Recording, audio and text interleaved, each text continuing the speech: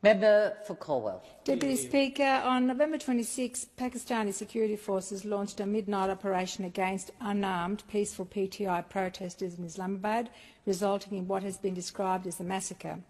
About 100,000 PTI supporters were peacefully protesting and calling for accountability for election rigging, the immediate release of political prisoners and the restoration of democracy and the rule of law and the reversal of authoritarian amendments and military overreach in Pakistan. Using live ammunition and excessive force, security forces attacked violently, with unofficial sources suggesting over 400 deaths and countless injuries.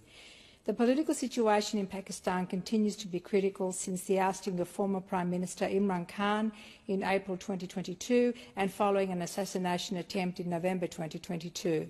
Imran Khan remains incarcerated on what is described as politically motivated charges as the military-led regime continues to crush the people's dissent by launching a systemic crackdown on workers and leaders of the Pakistan Tehreek-e-Insaf party.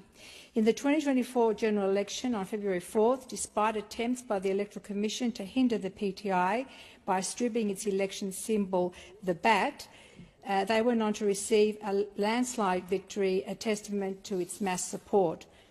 Cornwall, Deputy Speaker, is home to a large Pakistani Australian community who have again raised their concerns regarding the deterioration of democracy in Pakistan. The PTI's Australian chapter calls on this parliament to condemn Pakistan's state-sanctioned repression, which has led to the Islamabad massacre, and to urge the restoration of democracy. Call to member for Brisbane.